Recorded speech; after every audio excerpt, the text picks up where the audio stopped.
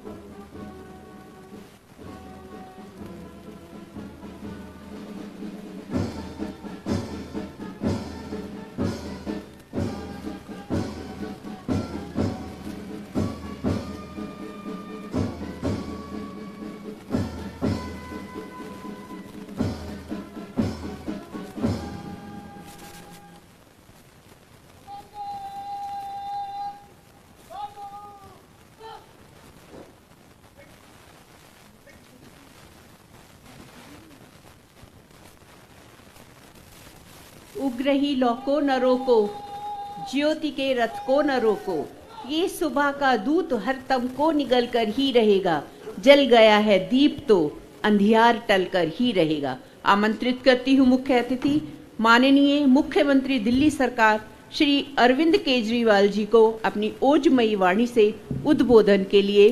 धन्यवाद।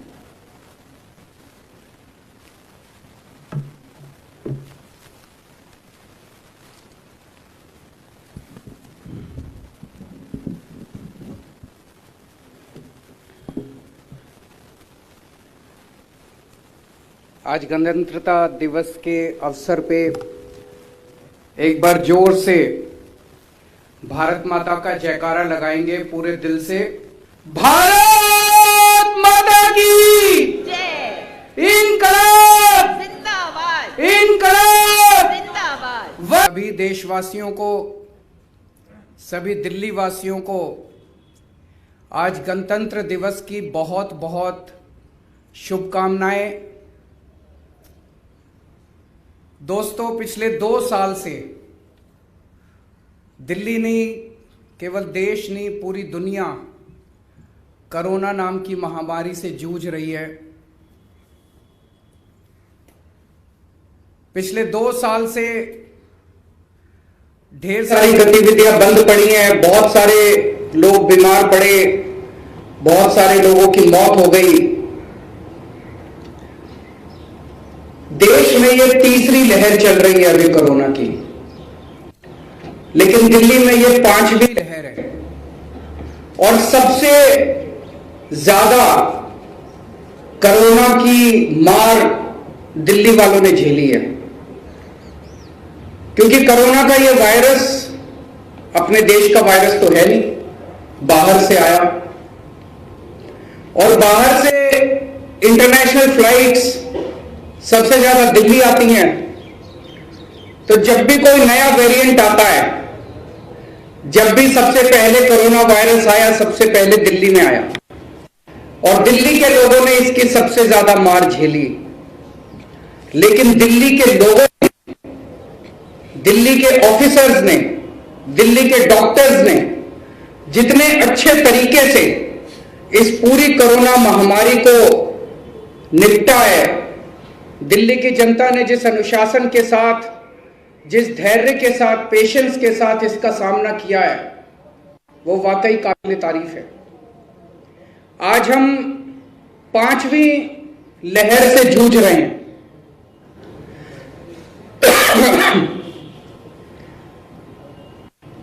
ओमिक्रॉन की ये लहर बहुत ज्यादा तेजी से फैलती है, लेकिन थोड़ी माइल्ड बताई जाती है। 13 जनवरी को लगभग 29,000 के करीब केसेस आए थे। 29,000। जो हमारी सेकेंड वेव आई थी उसमें भी लगभग मैक्सिमम केसेस इतने ही आए थे। लेकिन जब 29,000 केस भी थे, तब भी हमारे दिल्ली में बेड जो है 2,500 से 3,000 बेड भरे हुए थे अभी। 15 तारीख को मैक्सिमम पॉजिटिविटी रेट आया था लगभग 30% के करीब। आज की डेट में, आज जो आंकड़े आए हैं, 15 तारीख को 30% पॉजिटिविटी रेट था। 10 दिन के बाद आज 25 तारीख को यह घट के लगभग 10 साढ़े 10 के करीब रह गया है। 20% पॉजिटिविटी रेट कम हो गया है। उसी तरह से केसेस में भी काफी कमी आ रही है। ये एक इस वक्त इस बात का भी नतीजा है कि ओमिक्रॉन वेव जो है वो बड़ी माइल्ड है। दूसरा, जिस वॉर मिशन के तहत दिल्ली में वैक्सीनेशन किया गया, अगर वैक्सीनेशन किया जाए तो कोरोना का असर थोड़ा कम होता है, माइल्ड होता है। आज हमारे सभी doctors, nurses, medical staff, paramedical staff, officers सबने मिलकर वैक्सीनेशन में शानदार काम किया है। 100% पूरी दिल्ली को फर्स्ट डोज लग चुकी है। लगभग 82% लोगों को, 82% के करीब लोगों को सेकेंड डोज भी लग चुकी है। मुझे लगता है ये शायद पूरे देश में एक रिकॉर्ड है, पूरी दुनिया में भी शायद रिकॉर्ड है। 82% लोगों को सेकेंड डोज लग चुकी है और अब बूस्टर डोज भी बहुत तेजी से लग रही है। कोरोना जब भी बढ़ता है, हम लोगों को कुछ पाबंदियां लगानी पड़ती हैं, मार्केट बंद करने पड़ते हैं, ऑड इवन करने पड़ते हैं, इकोनॉमिक एक्टिविटीज बंद हो जाती है, स्कूल बंद हो जाते हैं, कॉलेज बंद हो जाते हैं। हम समझते हैं आपको तकलीफ होती है, लोगों को तकलीफ होती है, लोगों की रोजी रोटी खराब होती है, लेकिन आप ये भरोसा रखिए हमारे ऊपर, हम उतनी पाबंदी लगाते हैं जितनी जरूरत होती है। हम नहीं चाहते कि आपकी रोजी रोटी खराब हो, हम नहीं चाहते कि आपकी इकोनॉमिक एक्टिविटीज में किसी भी तरह की बाधा आए, पर आपकी जान जरूरी है ना, आपकी सेहत जरूरी है ना, उसको ध्यान में रखते हुए हमें ये पाबंदियां लगानी पड़ती है। पिछले हफ्ते मेरे पास कुछ व्यापारी आए, उन्होंने सबने कहा कि जो ऑड इवन जो कर रखा है, वीकेंड कर्फ्यू कर रखा है, इससे बड़ी दिक्कत हो रही है। मैंने उनको भरोसा दिलाया, मैंने कहा जैसे ही हो सकेगा हम इसको खोलेंगे। हमने एलजी साहब के पास कुछ प्रस्ताव भेजे, उनमें कुछ प्रस्ताव एलजी साहब ने माने और कुछ प्रस्ताव उन्होंने डेफर कर दिए। मैंने देखा सोशल मीडिया पे कुछ लोगों ने एलजी साहब से नाराजगी जाहिर की। मैं उनको कहना चाहता हूं कि एलजी साहब बहुत अच्छे हैं, वो आपकी सेहत और आपकी जिंदगी के लिए चिंतित हैं। हम सब लोगों को कोई रिस्ट्रिक्शंस लगाने में मजे नहीं आते, हम क्यों रिस्ट्रिक्शंस लगाएंगे? हम सब मिलके, मैं, एलजी साहब, हम सब मिलके जल्दी से जल्दी, जितनी जल्दी हो सकेगी हम इन रेस्ट्रिक्शंस को हटाएंगे। आपकी जिंदगी को दोबारा ढर्रे पे लाने की हम कोशिश करेंगे, दोबारा सुचारू रूप से आपकी जिंदगी चले, इसकी हमें पूरा प्रयास रहेगा। आज गणतंत्र दिवस है, पवित्र दिन है। आज के दिन हमें सभी स्वतंत्रता सेनानियों की याद आती है। आज के दिन जिन लोगों ने देश के लिए कुर्बानियां दी थी, उन सब लोगों को हम याद करते हैं। किसी भी स्वतंत्रता सेनानी के योगदान को, उसके शौर्य को, उसको कम नहीं आंका जा सकता। हर एक ने अपने अपने स्तर के ऊपर खूब कुर्बानियां दी, खूब संघर्ष किया, लेकिन दो महानुभाव, दो स्वतंत्रता सेनानी ऐसे हैं जिनसे मैं सबसे ज्यादा प्रभावित हूं। मैं समझता हूं कि वो शायद बाकी सब में एक हीरे की तरह चमकते हैं। वो दोनों हैं, एक है बाबा साहब अंबेडकर और दूसरे हैं शहीद आजम भगत सिंह। दोनों के रास्ते अलग थे, लेकिन दोनों की मंजिल एक थी, दोनों के सपने एक थे। बाबा साहब अंबेडकर ने बहुत संघर्ष किया। आइंस्टाइन ने एक बार महात्मा गांधी के लिए एक लाइन बोली थी।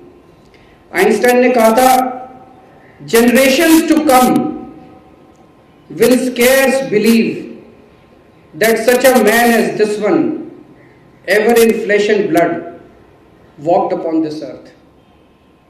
आइंस्टाइन ने कहा था कि आने वाली पीढ़ियां यकीन नहीं करेंगी कि कोई ऐसा व्यक्ति हार्ड मास में इस पृथ्वी पे कभी पैदा हुआ था, इस पृथ्वी पे कभी चला था। मैं जितना ज्यादा बाबा साहब अंबेडकर को पढ़ता हूं, उनके जीवन के बारे में पढ़ता हूं, उनके संघर्ष के बारे में पढ़ता हूं, उतना ज्यादा मुझे लगता है कि यही लाइन आइंस्टाइन की पूरी तरह से बाबा साहब अंबेडकर पे भी लागू होती है। जितना ज्यादा मैं पढ़ता हूं, मुझे यकीन नहीं होता कि ऐसा व्यक्ति कभी पैदा हुआ था और इस किस्म का संघर्ष कर सकता था, ऐसा कभी काम कर सकता था। 1891 में पैदा हुए महार जाति में। महार जाति को उन दिनों में अछूत माना जाता था। उनके घर में खाने को नहीं था, बहुत गरीब परिवार से थे, बहुत गरीब। स्कूल जाते थे, क्लास में नहीं बैठने देते थे, क्लास के बाहर बिठाते थे। पानी नहीं पीने देते उससे गड़े, ऊपर से पानी उनको डाला जाता था। वो शख्स जिसके घर में कुछ भी नहीं था खाने को, वो शख्स जिसने कदम कदम पे छुआछूत को बर्दाश्त किया, युवा बनने के बाद वो कोलंबिया यूनिवर्सिटी और लंदन स्कूल ऑफ इकोनॉमिक्स से पीएचडी करके आता है। ये कोई छोटी बात नहीं है। 1914-15 के आसपास की बात है, जब उन्होंने कोलंबिया यूनिवर्सिटी में एडमिशन लिया। 1914-15 मतलब आज से 100 साल पहले। कोई इंटरनेट नहीं था, कोई जानकारी नहीं थी। मैं तो सोच रहा था कि उन्होंने फॉर्म भी कैसे मंगाए होंगे कोलंबिया यूनिवर्सिटी के, उन्होंने अप्लाई भी कैसे करा होगा। उनको पहली बात तो ऐसा बच्चा जो इतने गरीब और पिछड़े बैकग्राउंड से आता है, उन्होंने कोलंबिया यूनिवर्सिटी का नाम भी कैसे सुना होगा। मैं तो ये सोच सोच के अचंभित रह जाता हूं। उन्होंने कोलंबिया यूनिवर्सिटी में अप्लाई करा, वहां से पीएचडी करी, वहां से पीएचडी करने के बाद फिर लंदन स्कूल ऑफ इकोनॉमिक्स में जाते हैं, वहां से दूसरी पीएचडी करते हैं। आज की डेट में, आज के युग में, इंटरनेट के जमाने में इतनी सुविधाओं के बावजूद हमारे अपने बच्चे, इतने सारे अफसर बैठे हैं यहां पे, इतने हमारे अपने बच्चे आज लंदन स्कूल ऑफ इकोनॉमिक्स में एडमिशन अगर लेना चाहे तो कोई आसान बात नहीं है। आज से 100 साल पहले 1916 में जब उन्होंने लंदन स्कूल ऑफ इकोनॉमिक्स और कोलंबिया यूनिवर्सिटी में एडमिशन लिए होंगे, और पैसे जेब में धेला नहीं है उनके, जेब में चवन्नी नहीं है उनके, और वहां जाके पढ़ रहे हैं। और लंदन स्कूल ऑफ इकोनॉमिक्स में पढ़ते पढ़ते उनके पैसे खत्म हो गए, बीच में छोड़ के आना पड़ा। और जब वापस आए फिर पैसे इकट्ठे किए, थोड़ा कमाया, इधर उधर पैसे इकट्ठा करके वापस अपनी डिग्री पूरी करने जाते हैं और फिर देश का संविधान लिखते हैं और देश के पहले कानून मंत्री बनते हैं। गजब का इंसान है। उन्होंने अपनी पूरी जिंदगी में पहली चीज तो यह कि उनकी जिंदगी से एक सीख तो यह मिलती है कि सपने देखो, देश के लिए सपने देखो, तरक्की के सपने देखो, बड़े सपने देखो, छोटे मोटे सपने मत देखो। बड़े सपने देखो, देश के लिए सपने देखो, तरक्की के सपने देखो, विकास के सपने देखो, सबके लिए सपने देखो। इस कायनात की सारी शक्तियां उसके बाद आपकी मदद करने चलती हैं, सब आपकी मदद करते हैं। बाबा साहब का एक सपना था, इस देश के हर बच्चे को चाहे वो गरीब का बच्चा हो चाहे अमीर का बच्चा हो। थोड़ा पानी मिलेगा।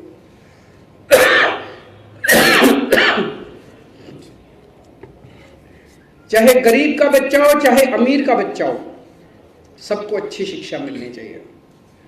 उन्होंने अपनी जिंदगी में झेला था, बहुत मुसीबतें झेली थी। वो चाहते थे कि देश आजाद होने के बाद एक गरीब बच्चे को इतनी तकलीफ नहीं होनी चाहिए। हर बच्चे को, चाहे अमीर का हो चाहे गरीब का हो, चाहे इस जात का हो चाहे उस जात का हो, चाहे दलित का हो चाहे ब्राह्मण का हो, हर बच्चे को अच्छी से अच्छी शिक्षा मिलनी चाहिए। अच्छी से अच्छी शिक्षा मिलना सब बच्चों का अधिकार होना चाहिए। लेकिन आज 75 साल के बाद, आजादी के 75 साल के बाद, क्या हम बाबा साहब का सपना पूरा कर पाए? नहीं कर पाए। आज गणतंत्रता दिवस है, शुभ दिन है, पवित्र दिन है। आज हम सब लोग कसम खाते हैं, शपथ लेते हैं कि बाबा साहब का सपना हम पूरा करेंगे। बाबा साहब ने जो सपना देखा था कि हर बच्चे को अच्छी शिक्षा मिलनी चाहिए, उस सपने को हम पूरा करेंगे। भारत तभी विकसित होगा जब हर बच्चे को अच्छी शिक्षा मिलेगी। भारत तभी नंबर 1 बनेगा जब हर बच्चे को अच्छी शिक्षा मिलेगी। इसका कोई शॉर्टकट नहीं है। चाहे चुनावों के दौरान बड़ी बड़ी हम बातें कर दें, हम भारत को यहाँ ले जाएंगे, हम भारत को वहाँ ले जाएंगे, लेकिन रास्ता बड़ा लंबा है, रास्ता बड़ा कठिन है, मेहनत करनी पड़ेगी। और उस मेहनत में सबसे इंपॉर्टेंट शिक्षा है। बच्चों को अच्छी शिक्षा देना। बिना एक भी दुनिया के अंदर ऐसा देश नहीं है, विकसित देश नहीं है, डेवलप्ड कंट्री नहीं है जहां पे सारे बच्चों को अच्छी शिक्षा ना मिलती है। मुझे खुशी है कि बाबा साहब का सपना पूरा करने का काम दिल्ली में शुरू हो गया है। दिल्ली में आज दिल्ली सरकार पिछले 7 साल के अंदर जो दिल्ली के अंदर काम हुए हैं, दिल्ली के सरकारी स्कूलों में काम हुए हैं, दिल्ली के अंदर शिक्षा के अंदर जो काम हुए हैं, वो किसी क्रांति से कम नहीं है। एक तरह से शिक्षा के क्षेत्र में क्रांति आ रही है। अमेरिका के राष्ट्रपति अगर दिल्ली आते हैं तो उनकी धर्मपत्नी मेलानिया ट्रंप दिल्ली के सरकारी स्कूल को देखने के लिए आती हैं। ये बहुत बड़ी बात है हमारे सभी टीचर्स के लिए, हमारे पूरे शिक्षा डिपार्टमेंट के लिए, सभी बच्चों के लिए, सभी पेरेंट्स के लिए गर्व की बात है। ये एक तरह से सर्टिफिकेट है। अगर हम कहें हमने शिक्षा बड़ी अच्छी कर दी तो सारे अपना ढिंढोरा पीटते ही हैं, लेकिन अगर अमेरिका की राष्ट्रपति दिल्ली आते हैं और दिल्ली में सरकारी स्कूल देखने जाते हैं, मैं समझता हूँ वो अमेरिका के राष्ट्रपति तो पूरी दुनिया में घूमते हैं। मुझे नहीं लगता कि वो किसी भी देश में जाके सरकारी स्कूल देखने गए होंगे। भारत में आके, दिल्ली में आके दिल्ली का सरकारी स्कूल देखने जाते हैं। दिल्ली के स्कूलों की ये यात्रा, शिक्षा क्रांति की यात्रा 2015 में शुरू हुई। नई नई सरकार बनी थी।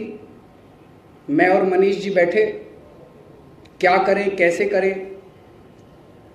सपना तो था, मंजिल तो थी, रास्ता आसान नहीं था, रास्ता पता नहीं था। तो पहला निर्णय तो यही लिया कि जितना कोशिश करते हैं, बजट खूब देते हैं शिक्षा को।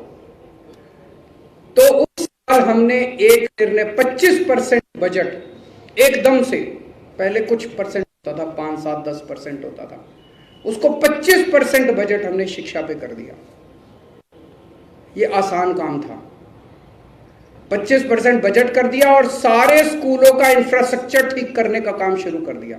भाई सारे टॉयलेट ठीक करो, सफाई ठीक करो, सिक्योरिटी ठीक करो, पानी का इंतजाम करो, डेस्क खरीदो, ये खरीदो, पूरा बिल्डिंग ठीक करो, सारा इंफ्रास्ट्रक्चर ठीक करने का काम शुरू किया। उसे एक माहौल तो बनने लगा। सारे टीचर्स को लगने लगा, बच्चों को लगने लगा, पेरेंट्स को लगने लगा, यार ये सरकार स्कूलों को कुछ कर तो रही है। अगला काम था जो मुश्किल था, टीचर्स को पढ़ाने के लिए कैसे प्रेरित किया जाए। टीचर्स पे काम शुरू, उनको ट्रेनिंग देने के लिए बाहर भेजा गया, देशों में ट्रेनिंग देने के लिए भेजा गया, आईएम्स में ट्रेनिंग देने के लिए भेजा गया। उनको जितने मसले थे उन लोगों के सर्विस रिलेटेड मैटर्स थे उनको ठीक किया गया। जब टीचर्स बाहर से, विदेशों से, अमेरिका से, कनाडा से, लंदन से, यूरोपियन कंट्रीज से, सिंगापुर से ट्रेनिंग ले लेके वापस लौटे तो उनका भी हौसला बढ़ा हुआ था, उन्हें भी लगा कि अब कुछ करके दिखाना है। और धीरे धीरे नतीजे आने लगे, नतीजे अच्छे होने लगे, बच्चों के पास परसेंटेज बढ़ने लगे। और इस साल 12वीं क्लास में 99.6% नतीजे आए हैं। 99.6, यकीन नहीं होता लोगों को 99.6% नतीजे कैसे आ सकते हैं सरकारी स्कूलों के।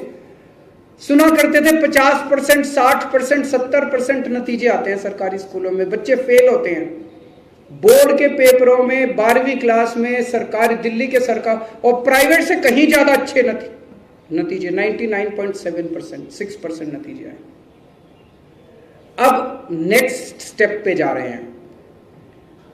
बच्चों को अभी तक जो पढ़ाया जाता था उसको ठीक किया, लेकिन अब क्या पढ़ाया जाता है, हमारे बच्चे पढ़ के जो निकलते हैं वो कैसे हैं, उनकी क्वालिटी कैसी है।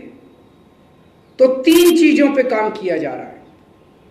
एक तो ये कि हमारे बच्चे जो भी दिल्ली के स्कूलों से निकलें वो अच्छे इंसान बने।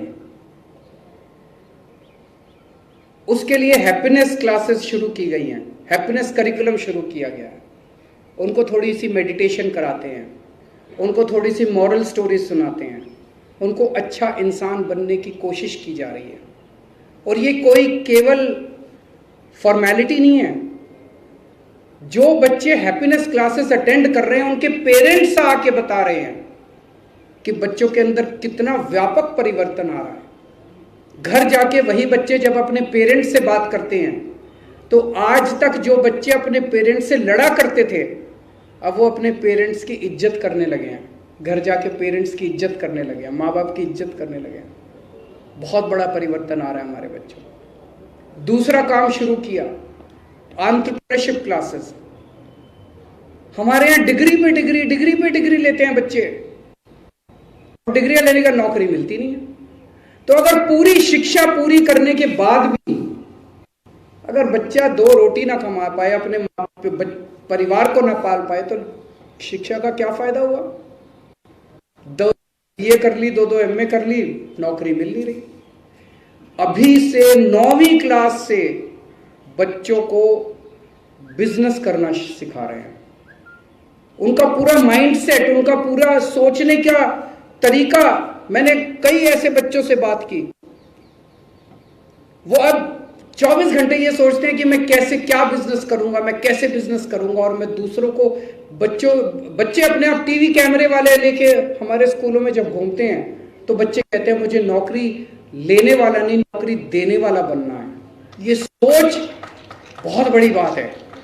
ये जो सोच में बदलाव आया है बच्चों की, बहुत बड़ी बात है। और तीसरी चीज कि जो बच्चा हमारे स्कूलों से निकले वो कट्टर देशभक्त होना चाहिए, अपने देश के लिए मर मिटने को तैयार होना चाहिए। तो देशभक्ति क्लासेस हम लोगों ने अपने स्कूलों में शुरू की है। एक और बड़ी बात हुई है, हमने दिल्ली में अपना बोर्ड, स्कूल एजुकेशन का बोर्ड शुरू किया है और उसका टाई अप अंतर्राष्ट्रीय एजुकेशन बोर्ड जो है, जो पूरी दुनिया का एजुकेशन का बोर्ड है, IB, उसके साथ हुआ है। IB एक ऐसा बोर्ड है जिससे पढ़ने के लिए खूब अमीर बच्चे, अमीरों के बच्चे, बड़े बड़े लोगों के बच्चे तरसते हैं उससे शिक्षा लेने के लिए। अब दिल्ली के गरीब बच्चे IB की शिक्षा प्राप्त किया करेंगे। ये बहुत बड़ी बात हुई है। दिल्ली में हम टीचर्स यूनिवर्सिटी बना रहे हैं। दिल्ली अब पूरे देश के लिए क्वालिटी टीचर्स तैयार करेगी, पूरे देश के लिए शानदार टीचर्स तैयार करेगी। मैं सोच रहा था बाबा साहब की आत्मा जहां कहीं भी होगी, अगर आसमान में आज होगी और ऊपर से देख रही होगी तो हमें जरूर खूब आशीर्वाद दे रही होगी। मैं सोच रहा था अगर आज बाबा साहब जिंदा होते तो हमें खूब आशीर्वाद देते, हमें गले से लगा लेते। हमारे दूसरे आइडल शहीद आजम भगत सिंह, जिन्होंने मात्र 23 साल की उम्र में, 23 साल में एक युवा अपनी जिंदगी के सपने देखता है, रोमांस करता है, आने वाले भविष्य के बारे में सोचता है कि शादी करूंगा, बच्चे होंगे, ये बनूंगा, वो बनूंगा, करियर के बारे में सोचता है। इस बंदे ने अपने बारे में नहीं सोचा। 23 साल की उम्र के अंदर वो हंसते हंसते फांसी पे चढ़ गया। आज किसी भी युवा से बात कर लो, रोंगटे खड़े हो जाते हैं, रोमांच खड़ा हो जाता है जैसे हम भगत सिंह के बारे में सोचते हैं। इन दोनों का, बाबा साहब अंबेडकर का और भगत सिंह का, इन दोनों के रास्ते अलग थे, लेकिन इन दोनों के सपने एक ही थे। दोनों ने सपना देखा था एक ऐसे भारत का जहां सबको बराबरी का अधिकार होगा। दोनों ने सपना देखा था एक ऐसे भारत का जहां भेदभाव नहीं होगा। दोनों ने सपना देखा था एक ऐसे भारत का जहां आपकी सफलता आपकी जाति पे आधारित नहीं होगी। दोनों ने सपना देखा था एक ऐसे भारत का जहां एक गरीब आदमी को यह नहीं सोचना पड़ेगा कि मैं एक बच्चे को स्कूल भेज दूं और दूसरे को कमाने के लिए भेज दूं। दोनों ने सपना देखा था एक ऐसे भारत का जहां हर बच्चे को अच्छी शिक्षा मिलेगी। दोनों ने सपना देखा था एक क्रांति का, एक रेवोल्यूशन का। आज वही क्रांति और वही रेवोल्यूशन हम लोगों का भी सपना है। मुझे खुशी है कि चाहे आजादी के 70 साल बाद ही सही, लेकिन दिल्ली के अंदर इन लोगों का सपना अब धीरे धीरे पूरा होने लगा है। आज सवेरे जब दिल्ली के स्कूल खुलते हैं तो उनकी एक क्रांति हर दिल्ली के स्कूल के अंदर जीवंत हो जाती है। आज दिल्ली के हर बच्चे की आंखों के अंदर वो क्रांति नजर आती है। दोस्तों, आज गणतंत्र दिवस के अवसर पे मैं ये ऐलान करता हूं कि दिल्ली सरकार के हर दफ्तर के अंदर, दिल्ली सरकार के हर ऑफिस के अंदर बाबा साहब अंबेडकर और शहीद आजम भगत सिंह की तस्वीरें लगाई जाएंगी। अब हम नेताओं की तस्वीर नहीं लगाएंगे, अब मुख्यमंत्री की तस्वीर नहीं लगानी, अब हमें तस्वीरें लगानी है इन दो महानुभावों की, बाबा साहब अंबेडकर की और शहीद आजम भगत सिंह की। इन दोनों के असूलों के ऊपर हमारी दिल्ली सरकार चलेगी और ये दोनों हम लोगों को हर कदम पे प्रेरणा देते रहेंगे। भारत माता